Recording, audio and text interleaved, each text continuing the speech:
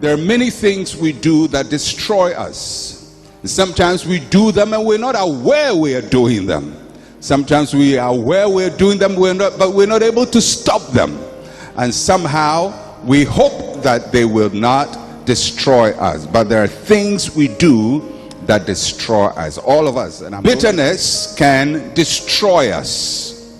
And many times we live life very, very bitter. How many of you have read Charles Dickens' book, The Great Expectations? How many of you read Great Expectations when you were in school?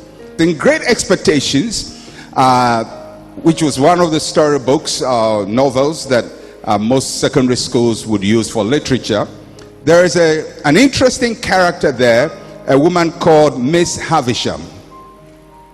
Miss Havisham was quite an interesting woman because she was disappointed by a man who was going to marry her.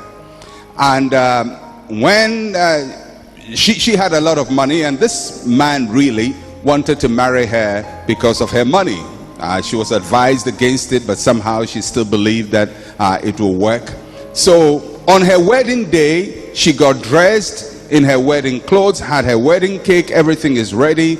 She goes to the altar at 10 minutes to 9, and somehow she gets the information that the man who is going to marry her is not coming. The wedding is not coming on. And Miss Havisham is very, very disappointed and distraught because of what happens. She instructs that all the clocks in her house should be stopped at 10 minutes to 9. So if you went to her house, every clock reads 10 minutes to 9. Stopped. Nothing moved after that. She never took off her wedding clothes, so she wears her wedding clothes. The wedding cake is still there, and she lives a very, very sad, bitter life. She's very angry. She's very disappointed. Her life is frozen in time. She's not able to move on with her life. And after some time, she decides, maybe I need to get on with my life. So she requests that somebody be brought to her. So they find a girl to come and live with her called Estella. And she starts to train this girl. But for some reason, although Miss Havisham had good intentions for Estella, she begins to poison this girl with a lot of bitterness against men because of the man who disappointed her.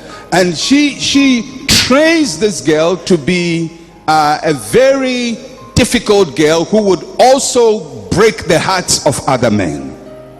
So in time, this girl Estella grows up, and she also becomes a very devious person. And the narrator of the story in Great Expectations is Pip, and Estella ends up breaking this guy's heart. Eventually, Miss Havisham gets to know what she's done. She regrets. Eventually, her whole house gets on fire. She gets burnt. Eventually, she dies.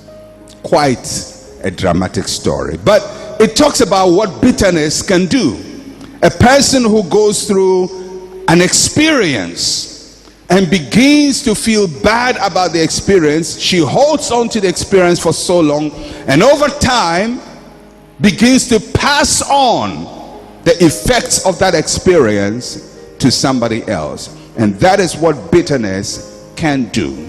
It will destroy you in the end. And today we're going to look at that in our message. The word that is used and translated in the English as bitterness, it comes from a Greek word that means sharp or pointed. The Greek word is pikros, P-I-K-R-O-S, and it means sharp or pointed. Something that is sharp or something that is pointed. So you have the idea that bitterness has sharpness to it, and it is pointed. It pierces, and when you taste it, it is sharp on your tongue. When a person is bitter, they are not sweet. When a person is bitter, they pierce other people and cause a lot of pain in other people's lives. Bitterness, it causes defilement.